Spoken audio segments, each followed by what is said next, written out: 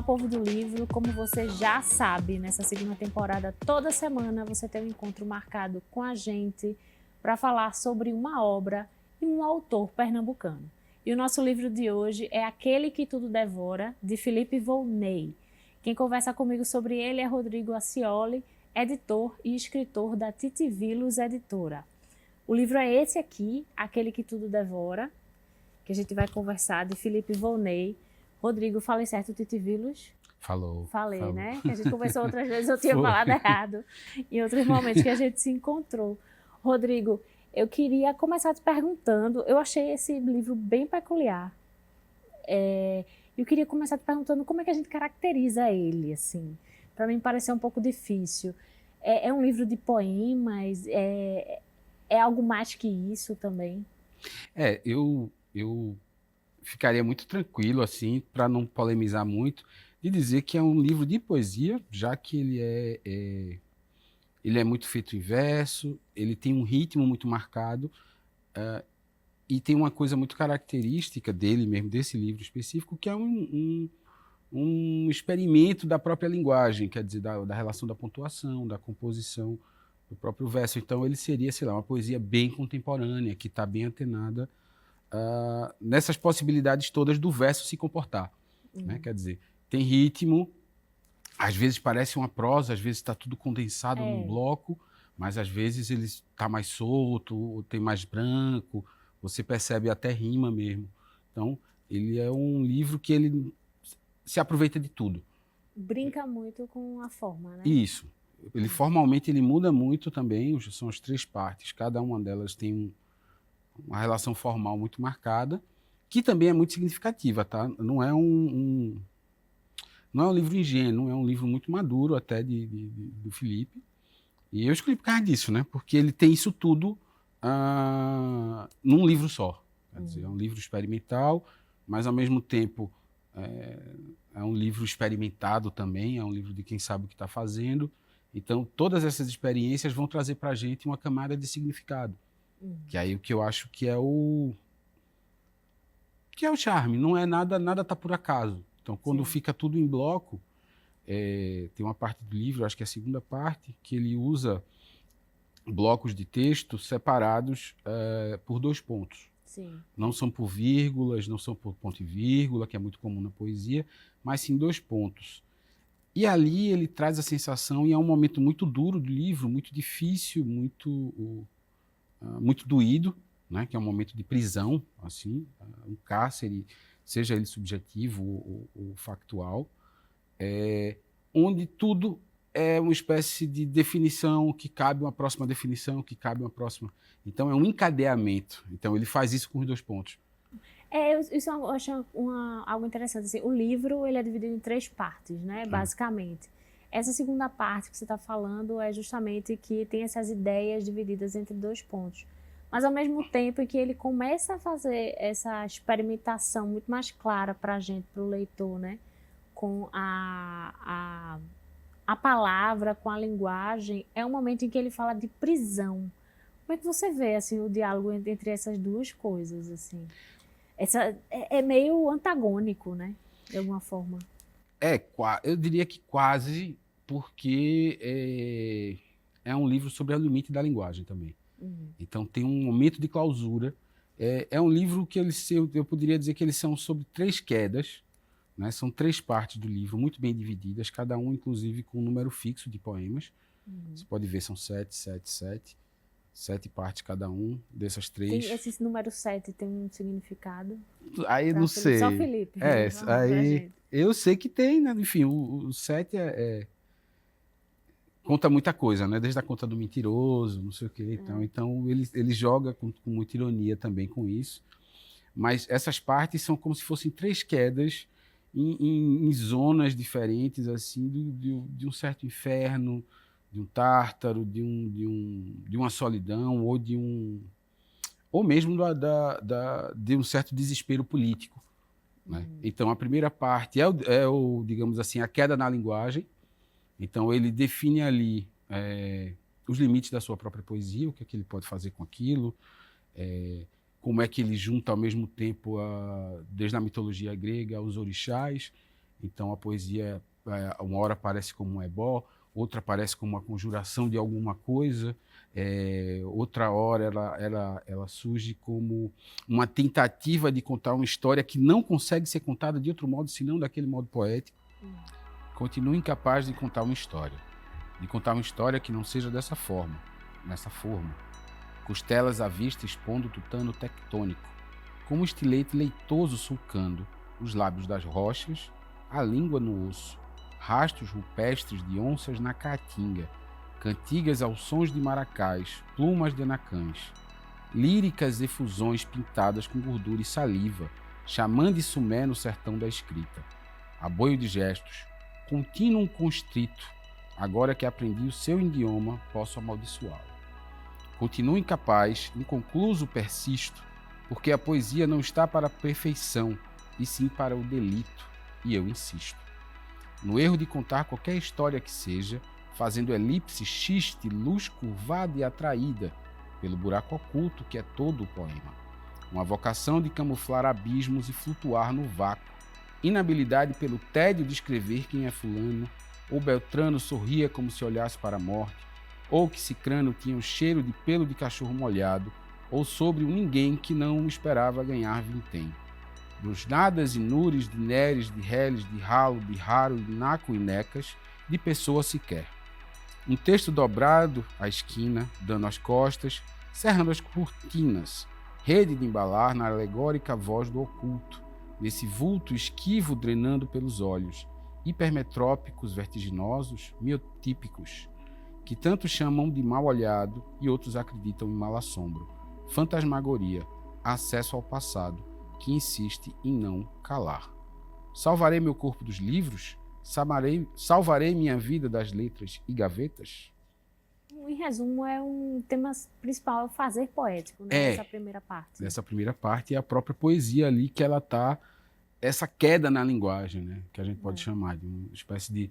Muitas vezes a gente tem a linguagem como uma espécie de ascensão, mas aqui a gente está vendo um outro movimento, né? De uma linguagem como uma queda, como um limite, como uma clausura, que aí a gente entra no segundo momento, que é uma prisão que ela é física, ela é factual, ela é mental também, ela é asfixiante de todo modo. Então esses blocos de texto, eles deixam essa sensação de asfixia muito evidente, né? Quer dizer, se você... Como a gente está lendo poesia, então a gente tem uma voz mental, né? Que vai meio que organizando os versos e tá. Nesse segundo momento, essa voz mental começa a dar um tilt. Porque, quando ele junta, né? Porque você vai perdendo aqueles momentos de respiração. Mas isso é extremamente proposital para essa prisão que, na verdade, vai revelando um pouco toda a nossa miséria humana, toda a questão dos refugiados também, dos que estão fora de lugar. Acordei assombrado, em um mundo pintado, de xirico trancafiado à luz doente, entre o ranger das grades, o craquelar dos dentes, os craqueados das algemas, porque não há remédio que cure o que a felicidade não cura. E tudo pode mudar nesse nosso esfarrapado mundo, menos o coração do humano e sua incessante luta para conhecer o mistério. O que podemos amar, senão um enigma? É um livro que também, ele sem precisar fazer muito alarde, é um livro extremamente politizado e politizante, né? Sem precisar dizer, olha, sou militante.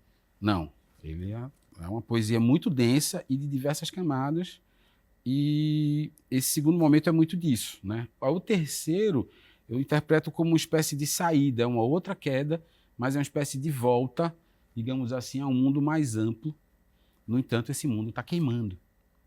Esse livro foi escrito já há mais de ano, não sei o quê, foi publicado no começo desse ano, mas esses versos da queimada ficaram mais atuais do que nunca, né?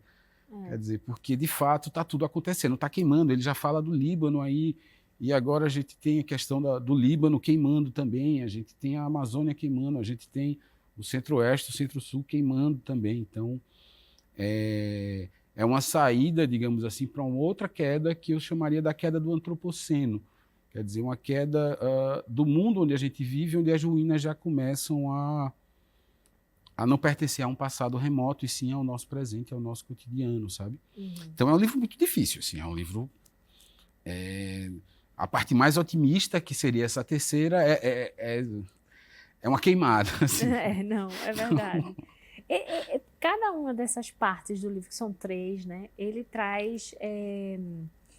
ele chama de travessias, né? Aí tem o primeiro, que é o Baque de Luanda, que é esse fazer poético, que ele trabalha muito mais. A segunda parte, a segunda travessia é Calunga. A gente tem a terceira, que é Samba sobre Escombros, que aí a gente tem todos esses títulos muito relacionados a símbolos africanos, questões que levam a gente para essa ideia. Como é que Felipe trabalha esse tema dentro da obra? Ele já tem essa experimentação, não é de agora, né? Isso faz parte. Ele tem o Ruinosas Ruminâncias, o Caos Navial, são outros livros que ele já começa a desenvolver, digamos assim, essa poesia como um elemento, digamos assim, do Exu. Então ela tem uma figura, a poesia mesmo, ela já é vista como uma espécie dessa mensagem que já tem uma ambiguidade, que já tem uma travessia de mundos na própria mensagem e tal. Então, mas ele faz isso, e aí para mim isso é muito caro. Quer dizer, ele tem uma, digamos assim, uma teoria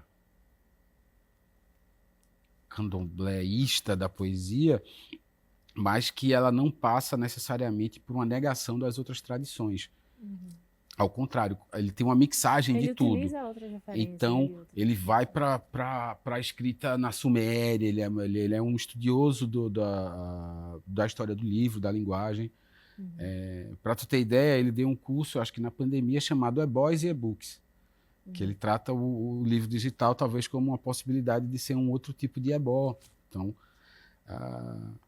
Então, isso tudo faz parte de um caminhar que aqui é isso, eu vejo bem maduro, porque a gente vê como essa tradição, primeiro, ela não está numa contraparte, não está impedindo outras, quer dizer... Não é limitante. Não é limitante, ao contrário, ela acrescenta.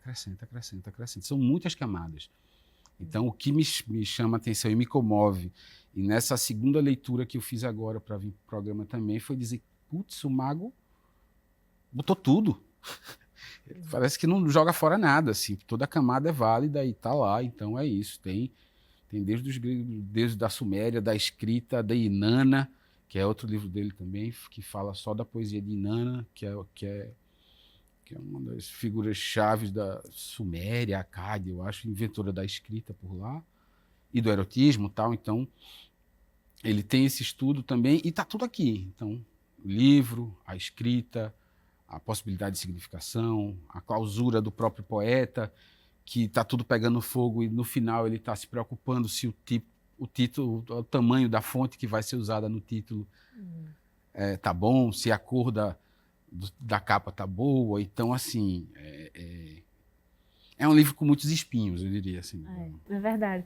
Rodrigo, vamos fazer um intervalo bem rapidinho, mas daqui a pouco a gente volta para continuar conversando com Rodrigo, que está aqui do meu lado, editor e escritor da Titivilos Editora, sobre o livro Aquele que Tudo Devora. Pegar a sua edição emprestada, que a minha é do Kindle, para mostrar aqui, de Felipe Volney. Até já.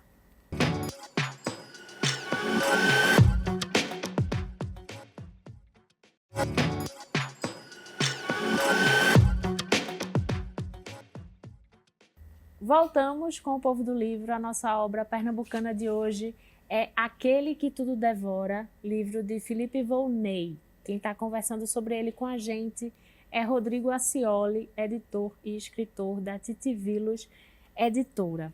Rodrigo, eu queria começar esse segundo bloco falando um pouco sobre os diálogos que o Felipe vai construindo entre a obra dele e outras obras. Inclusive, nessa obra, no final, ele traz todas as referências, né, que a gente vai encontrando dentro daquele que tudo devora. Isso é uma característica recorrente em outras obras também do Felipe? Pelo menos nessas últimas, eu acho que tem Caos Navial, Ruinosas Ruminâncias, esse é aquele que tudo devora. Agora ele está com um no prelo para sair, que é o Samba sobre Escombros, Uhum. que é, Que é o nome que é o da nome de terceira da travessia terceira desse livro. travessia, mas que ganhou um corpo maior, enfim. Uhum. Mas essa é uma característica muito dessas obras, pelo menos, que são as que eu mais conheço dele. Em alguns outros livros não, mas nessas específicos sim, e que tem a ver com aquilo que a gente estava falando antes do intervalo, dele pertencer a uma espécie de tradição, alguém talvez a gente possa chamar de antropofágica, que não despreza, nada é desprezível, então tudo é alimento também, né? Então digamos assim, essa coisa meio Exu, de comer muita coisa, de devorar muita coisa. Então, ele está numa espécie de mixagem o tempo todo, com essas várias vozes que atravessam o nosso pensamento, né? Quer dizer, que todo mundo pensa, inclusive chegando no limite de questionar até o próprio autor, né? Quem foi o autor dessa frase? Ela já está em outro contexto, já está dizendo outra coisa, então é a mesma coisa que está sendo dita? Ela tem um sentido ali? Ele cita, talvez, por generosidade. Porque, como eu disse, ele é muito erudito, tal, então ele sabe muito o que está fazendo e, no final, ele faz essa citação. Mas, talvez, se eu fosse o editor, eu não teria deixado ele botar. Eu disse, não, bote porque não. isso, eu acho que isso aguça muito a curiosidade. Quando eu estava lendo, antes de ver a última parte do Diálogos, né? Você vai lendo e diz, rapaz, eu acho que eu sei de onde é, assim. Ele, inclusive, usa frases, assim. Às vezes ela está na cola. epígrafe, está citada direitinho, e às vezes ela está no meio dos versos. No meio dos versos, como uma colagem, como Exato. uma mixagem, é isso. E você então, fica com aquela pulga atrás da orelha, né? Querendo saber o que é. Por isso que eu estou dizendo, se eu fosse editor, talvez eu não tivesse deixado ele botar as referências, ele entregar o jogo no final. Eu disse, não, deixa, porque fica no subconsciente. A gente está vendo frases que já foram ditas em outro contexto, versos da tradição, da gente vê, tá, a tradição toda poética, mas também está o mundo pop, mas também está pontos. Tem a referência a David Bowie, né? Tem David Bowie, tem o mundo pop, tem todo esse universo do qual ele está imerso, que ele não nega. Enfim. Ele tem uma coisa de afirmar, enfim. Eu acho que esses dois pontos, esse encadeamento, diz muito dessa política de escrita desse livro. Deixe-os sentir o peso diante das suas crianças e diante da história. Eu não quero ser David Bowie e te chamar para dançar ao lado da sombra no muro, de onde venho a fome, a fama da fome, a fé de ferrugem. Às vezes penso que restou apenas um Let's Dance nas ruínas, grafitar os tubos nas usinas e cantar um samba sobre os escombros. Me viola ainda as imagens de Gregório Bezerra arrastados, saco plástico nos prisioneiros de Abu Ghraib, as fotos das crianças mortas à bala, os corpos pesados no asfalto, os corpos flutuantes dos imigrantes nas praias do Mediterrâneo. Eu não quero te chamar para dançar do lado da sombra, do muro, do alto cai fuligem, densa e escura, risca a garganta, soca pulmões, a febre e obstruções. Tristes as canções, sobre a casca do mundo explodem infecções. Abrindo um pouco assim essa discussão sobre esses diálogos dentro da literatura, o que você acha deles, assim, dentro da literatura de maneira geral? Sempre válidos?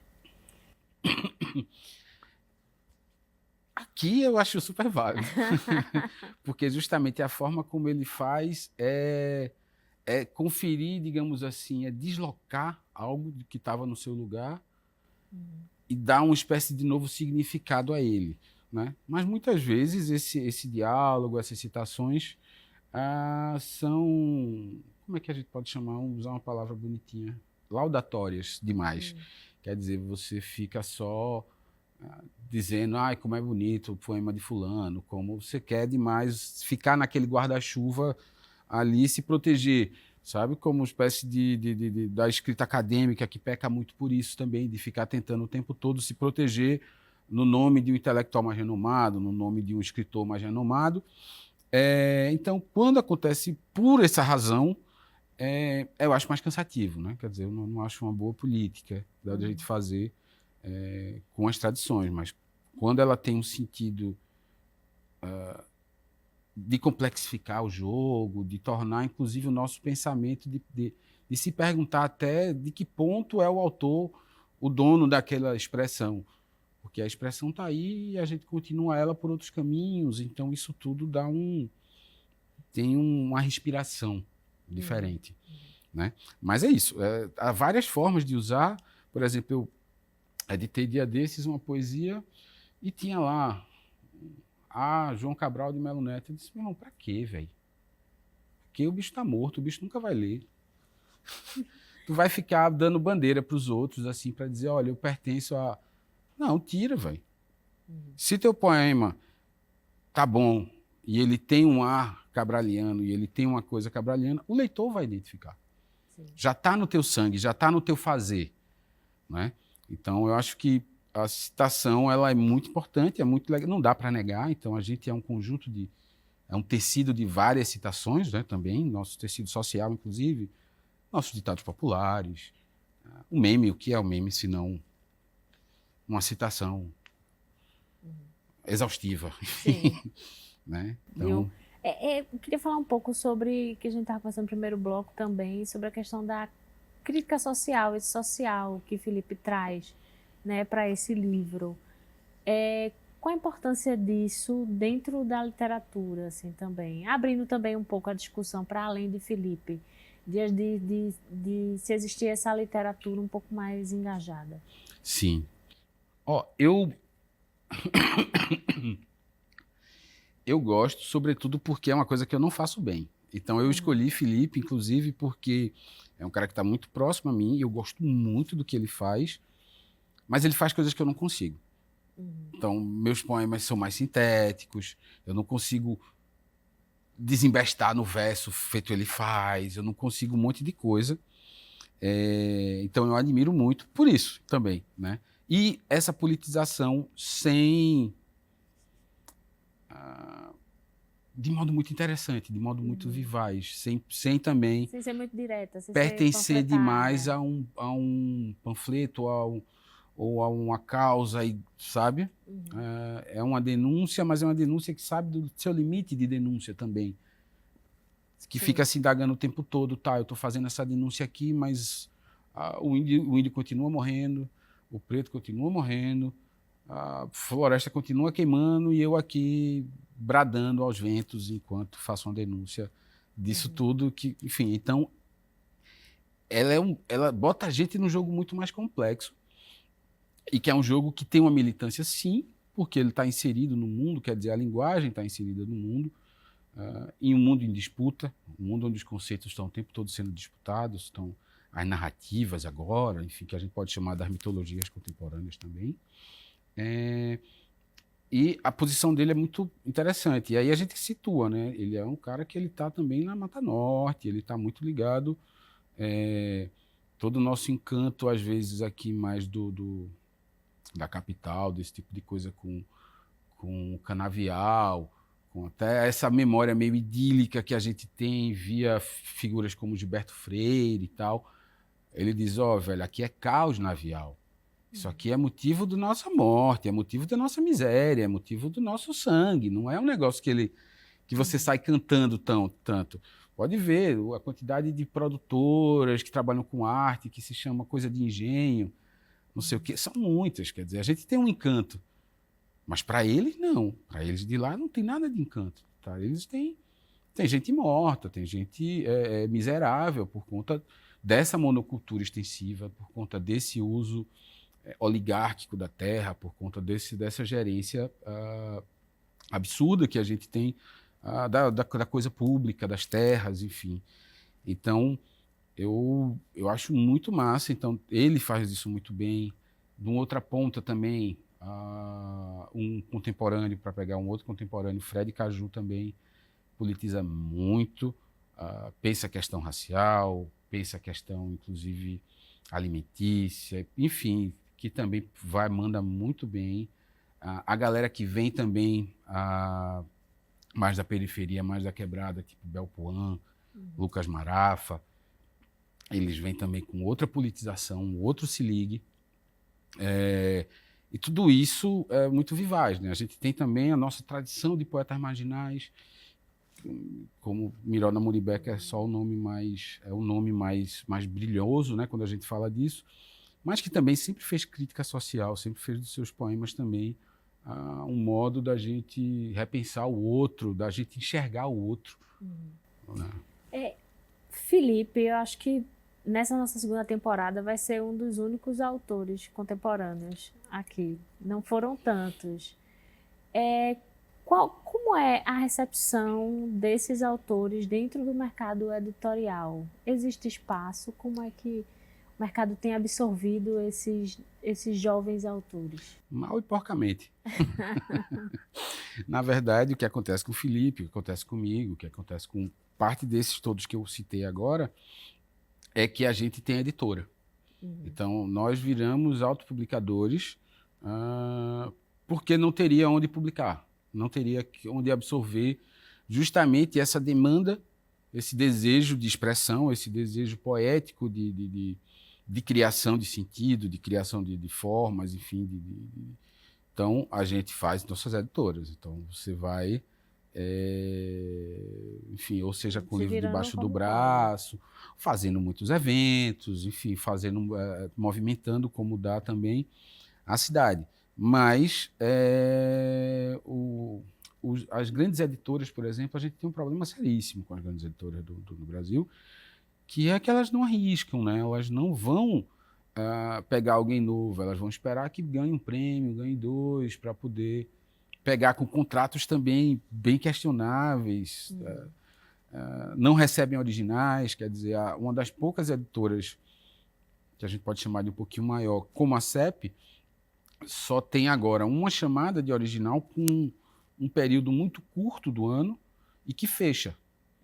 Quer dizer, você não tem mais editoras que fazem chamadas perenes de edital. Você chega na Companhia das Letras, pode procurar lá. Não tem lugar onde você botar um original, não vai ter na Rocco, não vai ter no resto da Penguin todo, que é tudo da Penguin. Então, essa coisa do revelar novo vai ficar muito a cargo de quem tem feito isso, que são as editoras independentes. Porque aí é um independente, é um conceito muito doido. Mas eu sei que é independente do mercado, a gente pode dizer assim, porque ela acaba absorvendo grande parte dessa produção de novos autores. Enfim, então é mais com a gente mesmo. As editoras independentes, então, quer saber o que está acontecendo na literatura hoje, não olhe para a Companhia das Letras, não olhe para essa galera, porque eles vão estar publicando a galera que já ganhou o Prêmio Oceanos, que ganhou o Prêmio Jabuti, que ganhou o Prêmio de São Paulo, que ganhou o Prêmio da CEP. E aí sim, aí eles vão publicar com o contrato lá deles, enfim. Então, você não vai estar lendo, você não vai ter um retrato. Um retrato você não vai ter nunca. Você não vai ter um lampejo do que está acontecendo em torno das zonas mais quentes da cidade, da poética, enfim. Perder a descoberta, né? Também, né, Rodrigo? Rodrigo, foi muito rápido essa nossa conversa. Obrigada pela tua participação aqui no Povo do Livro. É muito legal você ter escolhido um autor jovem para a gente falar sobre aqui no programa. Acho que é muito importante. Que Até massa. a próxima. Valeu. Para rever esse e outros episódios do Povo do Livro, é só acessar o YouTube da TV Universitária, youtube.com/TV Recife. Você também encontra a gente no seu tocador de podcast favorito. Semana que vem a gente tá de volta. Até lá!